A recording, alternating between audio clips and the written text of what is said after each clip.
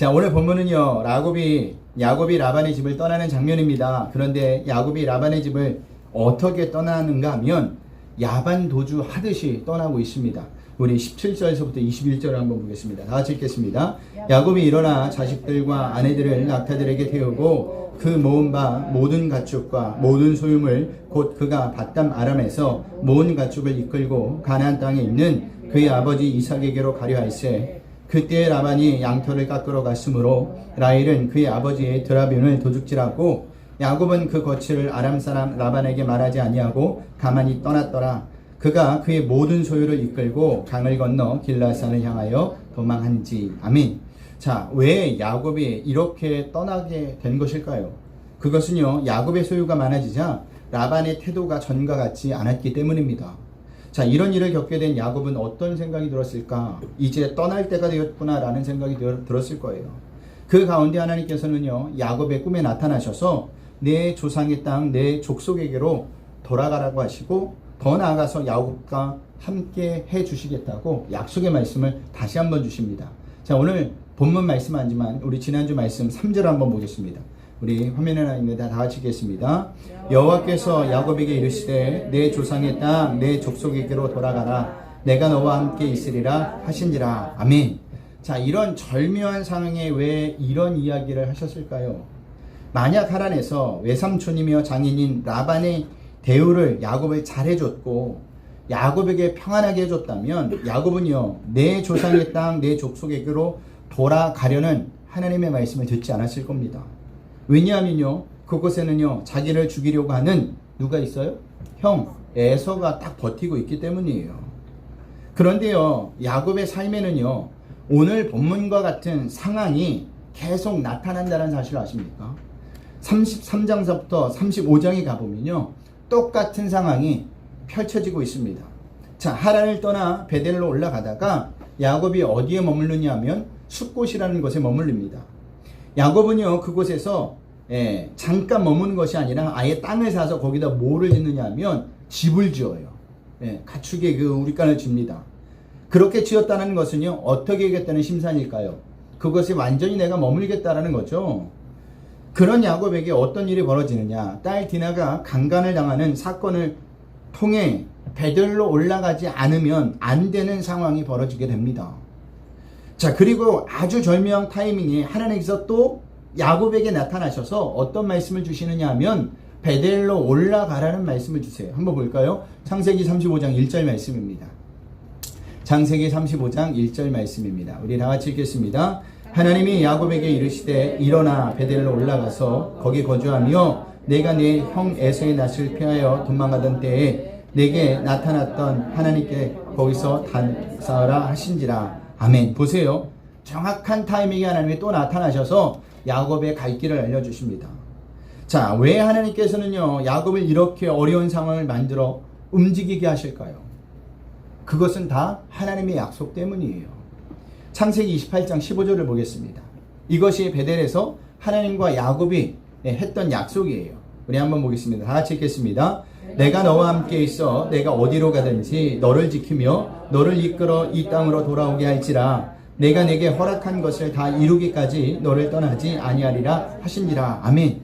하나님이 야곱에게 내가 어디로 가든지 너를 지키며 너를 이끌어 이 땅으로 돌아오게 할지라 라는 약속 때문에 하나님께서는요, 계속 야곱을 몰아가시는 거예요. 바로 이 약속이 야곱의 생애를 이끌고 가고 있다는 사실입니다.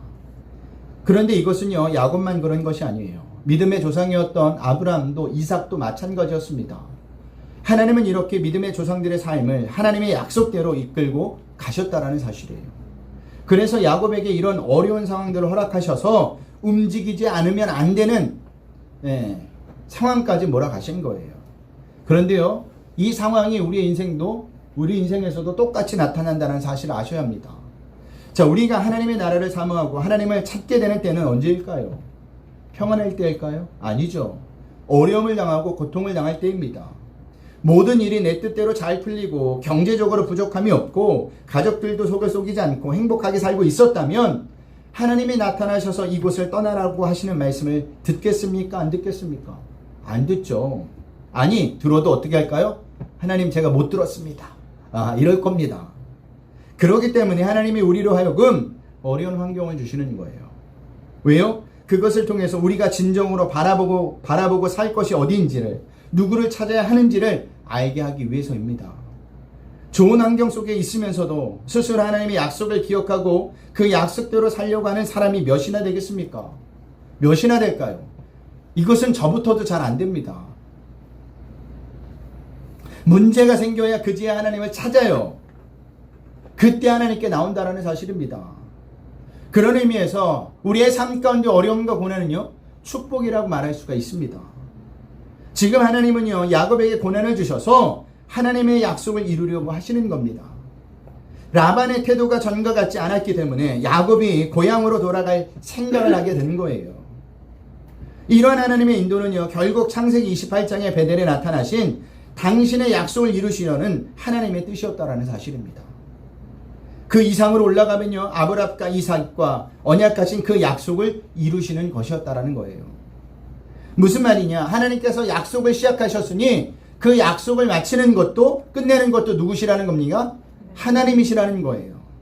그렇기 때문에 우리가 성경을 볼 때 우리가 믿는 하나님이 어떤 분인가를 아는 것이 중요해요. 하나님께서 믿음의 조상들에게 어떤 약속을 하시고 그 약속을 어떻게 이루어내시는가를 보아야 하나님 분이 어떤 분이신지 알고 믿고 그 길을 따라갈 수가 있는 겁니다. 여러분, 저와 여러분이 하나님을 바로 알 때, 제대로 알 때 하나님의 말씀에 순종할 수 있어요. 그 하나님을 믿고 세상 환경을 바라보지 않고 믿음으로 이 땅에서 살아낼 수 있다라는 사실입니다. 보세요. 이스라엘 백성을 포기하셨습니까? 포기하지 않았어요. 이게 한 사람으로 시작했지만 한 사람으로 끝나는 게 아닙니다. 아브라함으로 시작했던 것이 이 야곱의 가족이 됐고 그 가족이 나라가 된 겁니다. 그러니까 점점점 큰 덩어리로 하나님께서 이끌어 가신다는 것을 계속 우리에게 반복적으로 보여주고 있는 거예요. 그러니 우리는요, 삶을 살면서 그 하나님을 믿고 사셔야 돼요. 상황과 환경이 힘들고 어렵다 할지라도, 내가 원하는 대로 바라는 대로 이루어지지 않는다 할지라도 지나고 나면 어떤 일이 있느냐, 하나님이 옳았음을 우리는 분명하게 발견하게 된다는 사실입니다.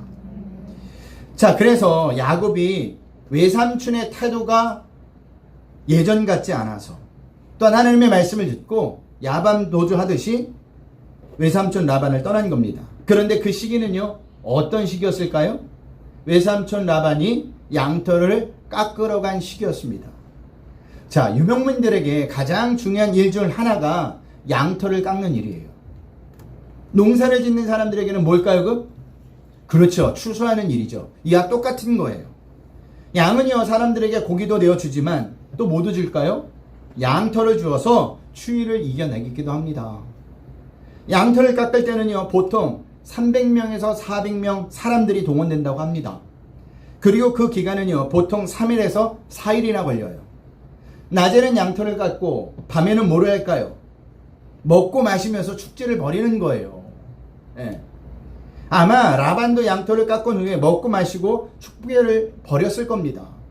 그러니 자연스럽게 야곱에 대한 감시도 소홀해졌겠죠. 이 모든 상황을 고려해서 야곱이 이때 외삼촌 라반을 떠나기로 시기를 잡았던 것 같습니다. 그런데 문제는요, 더 큰 문제가 도사리고 있었는데, 그 문제는 라헬이 아무도 모르게 자신의 아버지 수호신인 무엇을 훔쳐나왔어요? 드라빔을 훔쳐나왔다라는 거예요. 왜 라헬이 아버지의 수호신인 우상인 드라빔을 훔쳐나왔을까요? 옥스퍼드 주석을 보면요, 세 가지 이유로 적고 있습니다. 첫 번째는 드라빔을 소유한 자가 가장 큰 몫의 유산을 상속받을 수 있기 때문이라는 겁니다. 그러니까 아버지 라반이 죽은 후에 그의 유산을 자기 남편 야곱에게 상속받기 하기 위해서 훔쳤다라는 거예요. 두 번째 이유는요, 드라빔을 가진 자가 한 시종 내에서 지도권을 가지게 되어 있었다라는 겁니다. 그러니까 아버지 라반이 죽은 뒤에 남편 야곱으로 하여금 그 시족 지배권을 갖게 하기 위해서 드라빔을 가지고 나왔다라는 거예요. 마지막으로는요, 가나안까지의 장거리 여행에서의 안전을 기원하기 위해서 주술적인 목적으로 그 우상을 가지고 나왔다는 사실입니다. 자, 우리가 이것을 볼 때 아직까지 라헬은요, 하나님을 제대로 알지 못한 초보적인 신앙에서 머물고 있었던 것을 발견하게 됩니다. 그런데 이것은 우리의 모습도 이럴 수도 있어요. 우리가 신앙생활하면서 흔들리는 이유가 무엇이죠? 하나님 아닌 다른 곳에서 답을 찾으려 하는 이유가 무엇입니까? 하나님이 어떤 분이신지 제대로 알지 못하기 때문에 자꾸만 다른 데다 눈을 돌리는 거예요. 그래서 우리는요, 하나님께서 응답해 주시지 않으면 인내하고 기다려야 하는데 그렇지 못하고 어떻게 합니까? 이리저리 기웃기웃거립니다. 나를 도와줄 사람은 없나? 이 문제를 해결할 권력자는 또 누구인가? 넌 내가 가지고 있는 물질은 어느 규모인가? 라는 것을 먼저 생각하게 돼요. 여러분, 하나님이 우리에게 응답해 주시지 않으면 그만한 이유가 있는 겁니다. 하나님은 전지하신 분이시죠. 그 뜻은 뭐예요? 모든 것을 알고 계신다라는 거예요. 영원서부터 영원까지 하나님이 모르시는 일들은 하나도 없어요. 그렇기 때문에 하나님이 응답을 주시 않을 때라도 우리는 하나님을 믿고 인내하며 기다려야 합니다. 왜냐하면 그만한 이유가 있기 때문이에요. 그렇게 인내하며 기다리다 보면 하나님께서 가장 좋은 때에 가장 좋은 방법으로 우리에게 응답해 주신다는 사실을 믿어야 합니다. 제가 개척을 하기 전까지 부교육자 3년 지나고서부터 매년 담임 목사 청빈 자리에 계속 이력서를 썼는데 안 되는 이유가 있었어요. 그때는 왜 나를 안 보내주십니까? 원망도 많이 했죠, 하나님 앞에. 근데 이유가 뭐였을까요? 개척하라고, 예. 여기 개척하라고, 그리고 여러분들과 만나라고 하나님께서 미루신 거예요. 그 시간이 저에게는 5년이라는 시간이었어요. 그러니까 1년에 이력서를 4-5개씩 맨날 놓으니까 몇 개를 놓겠어요? 한 25개, 30개 이렇게 놓죠. 얼마나 안 될 때마다 괴롭겠습니까? 하나님, 저는 이곳을 빨리 나가야 합니다. 갈릴 일을 해야 돼요. 너무너무 힘들어요. 네, 그런 마음을 가졌어요. 자, 우리 22절에서부터 24절을 보겠습니다. 우리 한 목소리 읽겠습니다. 3일 만에 야곱이 도망한 것이 라반에게 들린지라 라반이 그의 형제를 거느리고 7일 길을 쫓아가 길앗산에서 그에게 이르렀더니 밤에 하나님이 아람 사람 라반에게 형몽하여 이르시되 너는 삼과 야곱에게 선악간에 말하지 말라 하셨더라. 아멘. 자, 라반은요, 야곱이 도망한 소식을 3일 만에 듣습니다. 그리고 그 소식을 듣자마자 야곱을 쫓아오죠. 그리고 며칠 만에 거의 따라잡습니까? 7일 만에 따라잡습니다. 그런데 그날 밤 라반의 꿈에 하나님이 나타나셔서 좋은 말이든 나쁜 말이든 야곱에게 아무 말도 하지 말라고 합니다. 자, 이것은 하나님께서 라반에게 어떤 해로운 행동도 하지 말고 야곱을 그냥 보내라는 하나님의 경고의 메시지였어요. 자, 하나님이 왜 이렇게까지 야곱을 보호하시죠? 야곱은 하나님께 보호받을 만한 행동을 해서 그렇습니까? 아니죠. 야곱은요, 하나님께 보호받을 만한 행동을 한 적이 없어요.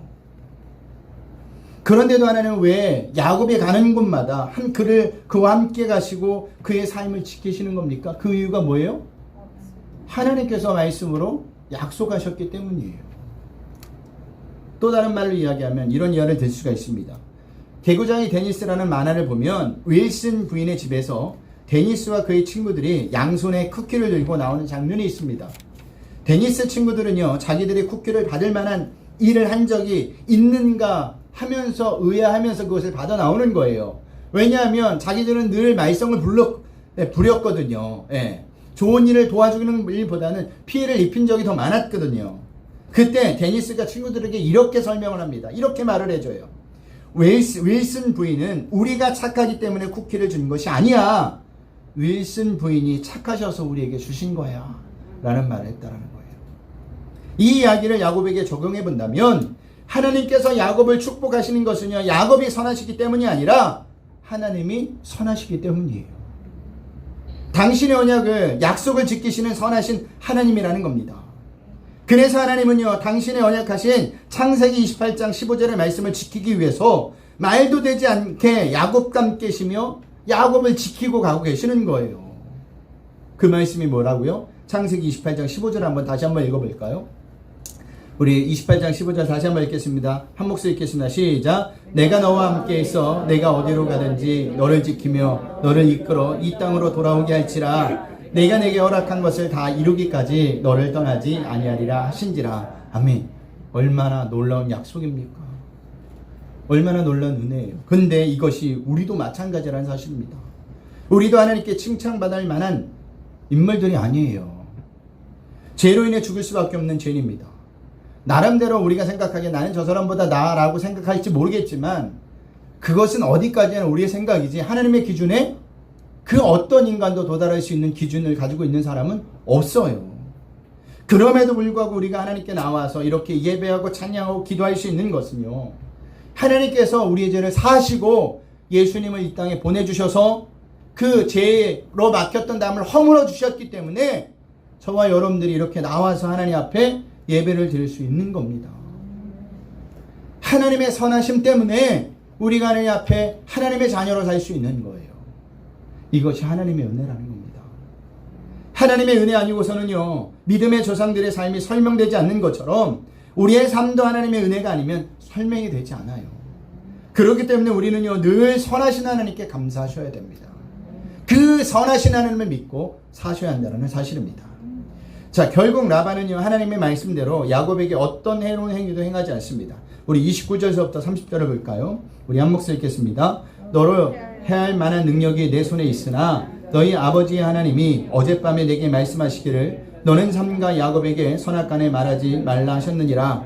이제 내가 내 아버지 집을 사모하여 돌아가라는 것은 옳거니와 어찌 내 신을 도적질하느냐. 아멘. 자, 라반은 야곱이 고향으로 돌아가는 것이 옳다는 것을 하나님께서 인정하게 만드셨습니다.